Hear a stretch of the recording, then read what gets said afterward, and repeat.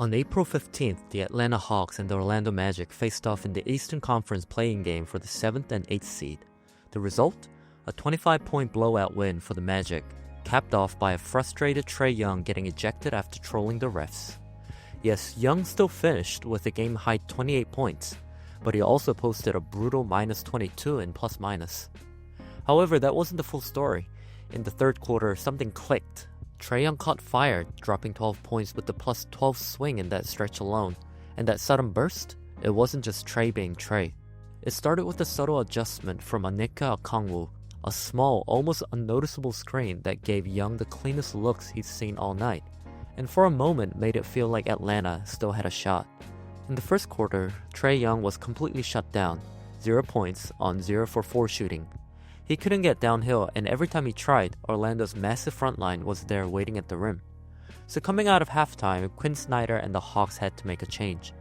Right out of the gate, Young knocks down his first floater of the night. It happens fast, so fast the broadcast camera doesn't even catch it cleanly. But if you watch closely, it's all about Okongwu's positioning. He does this at a full screen. He just slightly slows down, drifting into Franz Wagner's path. The result? Young walks into an open look before Orlando's defense can get set. This wasn't a coincidence. Just a few possessions later, Young initiates the offense after a made basket with Okongwu right next to him. Young glances over quickly, sees Okongwu getting ready to run, and times his dribble perfectly to free himself up again for another easy look. You can even catch Franz Wagner visibly frustrated, yelling at Banchero for letting Young get easy looks at the rim. 3 fouls. Young, float game is back on point, and Jamal Mosley has seen enough. The Atlanta Hawks.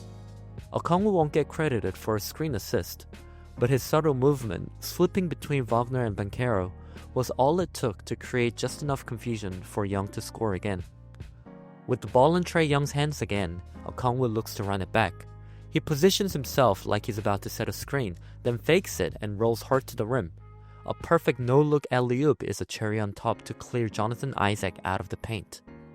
When I saw Daniels running the floor with Okongwu next to him, I was excited to see if the two can pull off the same chemistry as Young and Okongwu, but they ended up bumping into each other.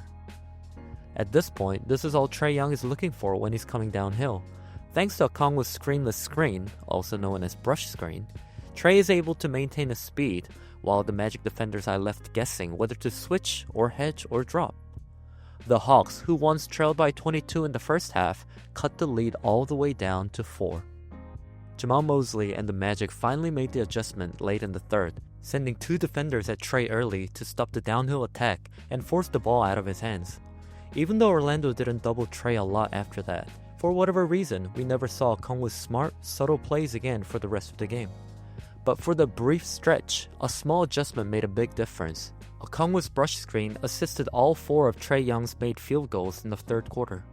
It's a reminder that the tiniest details, like a screenless screen, can flip momentum, shift defensive schemes, and breathe life into an offense. Because in basketball, the more you know, the more you see. If you enjoyed this breakdown, make sure to like the video and subscribe. I'll be uploading very frequently throughout the playoffs. Let's enjoy it together.